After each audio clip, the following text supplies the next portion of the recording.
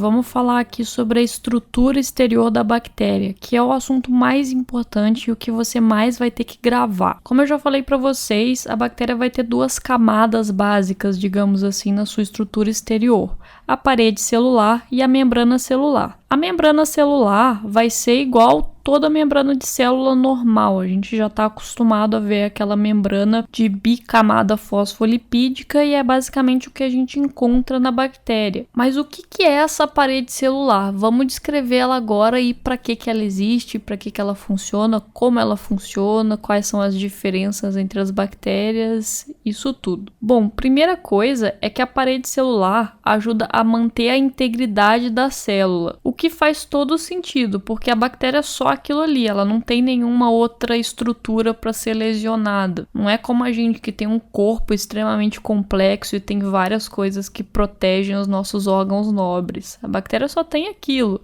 Então faz todo sentido ela ter duas proteções. Ela também vai prevenir a lise por mudança na pressão osmótica.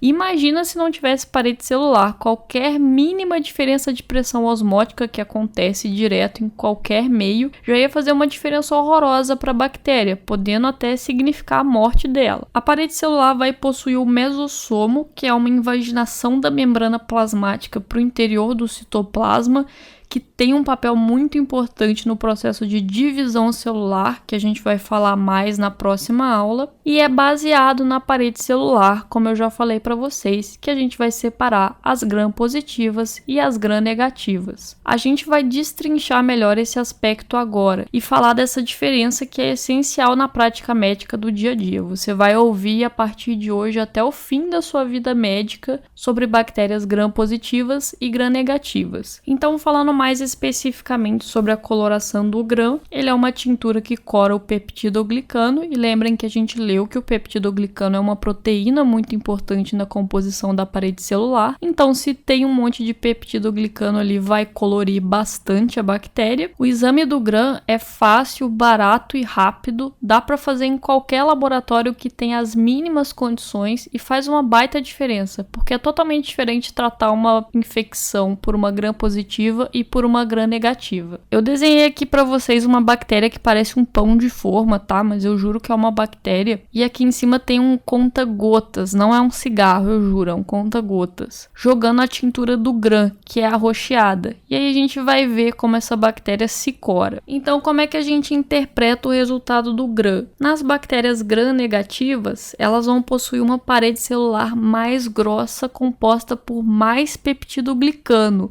Então, elas vão ficar bem roxinhas com a coloração do gram, ou seja, elas se coram, daí o nome gram-positivas. A gente pode lembrar que a que se cora é a gram-positiva e que ela fica roxinha usando o termo púrpura positivo, PP. Lembrando que a tinta é roxa, mas roxo não começa com P, então eu vou falar púrpura para você lembrar, porque em inglês faz mais sentido, é purple positive. Mas aí você lembra de púrpura positivo e tá tudo certo. A parede da gram-negativa vai ser ainda mais louca. Ela vai ter uma membrana celular externa exatamente igual à membrana celular da célula mesmo, só que em cima de uma camada de peptidoglicano e com outra membrana embaixo, ou seja, fazendo um sanduíche em que o pão são duas membranas celulares e o peptidoglicano fica entre essas membranas, ou seja, ele não está em contato direto com o meio externo e aí ele não se cora. Por isso ela é gram-negativa, ela não vai ficar roxinha. Geralmente o que acontece até com a parede da gram-negativa, além dela não se corar, na tintura do gram se coloca umas contratinturas, outros pigmentos misturados com o pigmento roxo, que não coram a bactéria gram-positiva, mas coram a gram-negativa.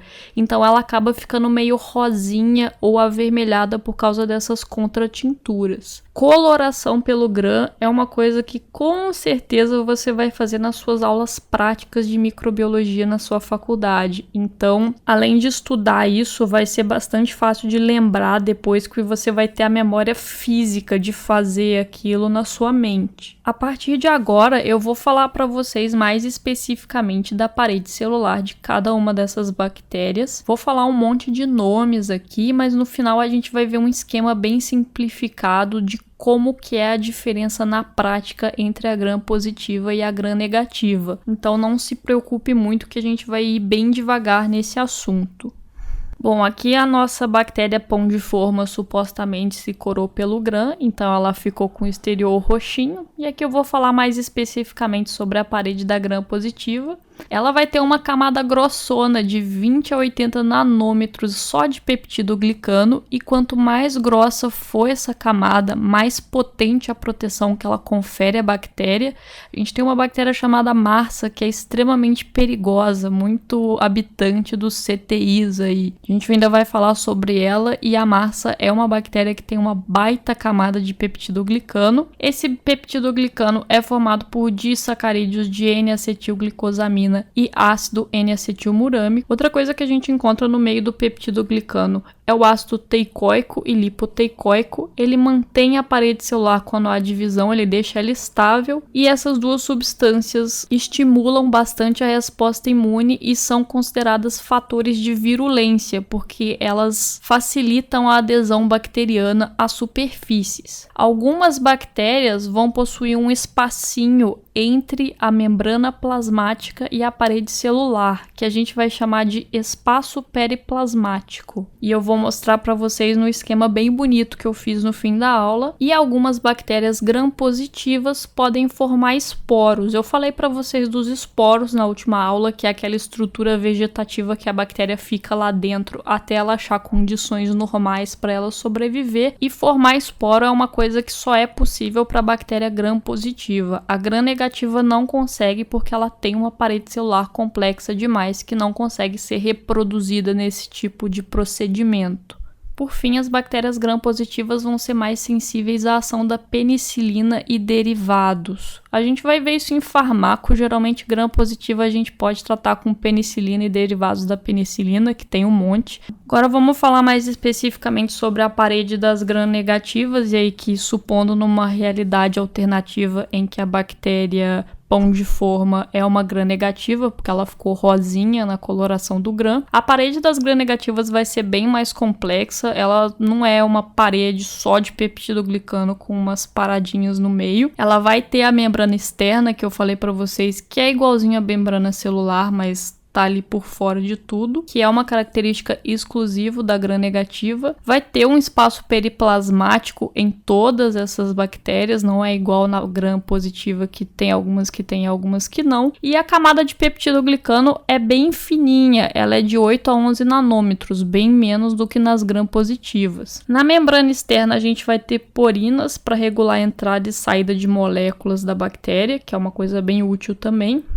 E a membrana externa vai impermeabilizar a célula, oferecendo proteção extra contra enzima digestiva, por exemplo. Lembra que eu falei para vocês na aula de flora normal que a maioria das bactérias que vivem no nosso estômago e nos nossos intestinos são gram-negativas? Tá aí um dos motivos para isso. O espaço periplasmático dessas bactérias vai ser cheio de enzimas hidrolíticas que vão estar relacionadas com a virulência da própria bactéria, a agressividade dela, digamos assim. Uma dessas enzimas é a beta-lactamase, que vai ser bastante efetiva contra penicilinas. Por isso, esse antibiótico e seus derivados não vão ser opções muito boas para se tratar infecções por gram-negativas. E lá também a gente vai ter a apresentação de sistemas de transporte de açúcar e captação de outros metabólitos. É como se fosse uma fábrica da célula. Outra coisa muito importante que a gente vai ter na membrana externa é o lipopolissacarídeo, ou LPS,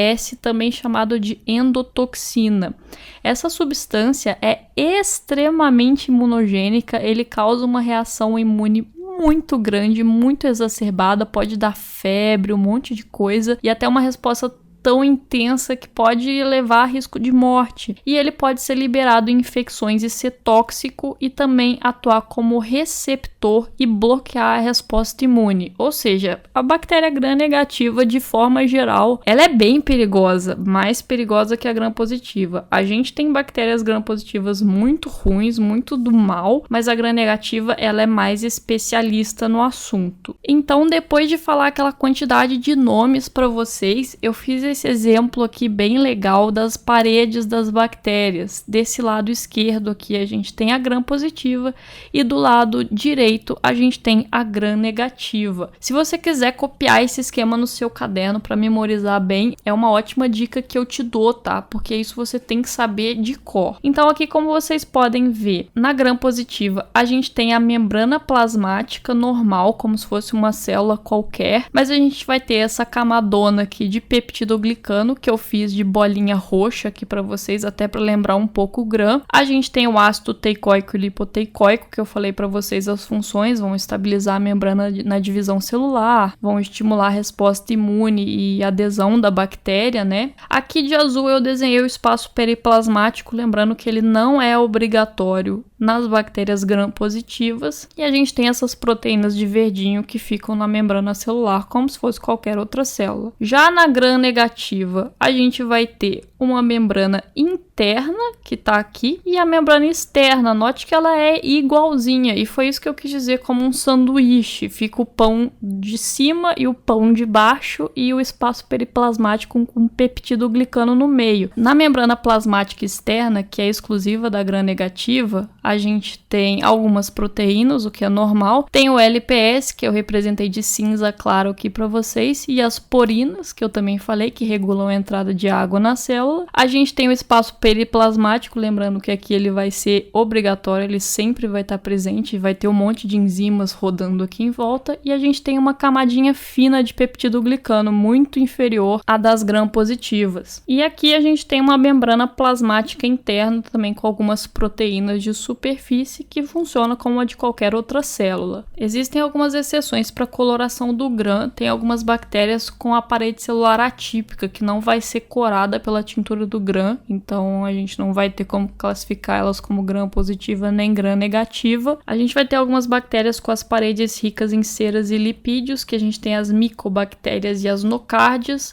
Especificamente a micobactéria tuberculose vai apresentar uma propriedade chamada de alcoóácido resistência, e ela vai ser corada pela coloração de Ziehl-Neelsen. Talvez você faça isso na sua aula prática de microbiologia. Se você não fizer, provavelmente existe alguma lâmina no laboratório de histologia ou de patologia da sua faculdade com o Mycobacterium tuberculosis corado por essa coloração que você consegue ver. Ele fica mais vermelhinho assim e o tecido em volta fica azulado. Então é uma coisa interessante para se ver. E a gente também tem a bactéria Mycoplasma, que não tem parede celular. Ela é a única bactéria que não tem parede celular, esse gênero aqui todo. São bactérias que têm uma estrutura extremamente simplificada, digamos assim, tanto que ainda tem gente que tem um pouco de dúvida se elas são mesmo bactérias, se elas são vírus ou se elas são meio que um elo perdido entre os dois, se a gente deveria mesmo classificar as micoplasmas como bactérias. Mas não se deixe enganar, a micoplasma ela pode causar várias doenças graves, inclusive pneumonia, e eu já tive pneumonia por micoplasma, é um saco, uma doença muito chata. Então não é porque ela é toda simplificada que ela não é perigosa. Bom, pessoal, eu acho que eu já falei um monte por hoje, tá bom de informação.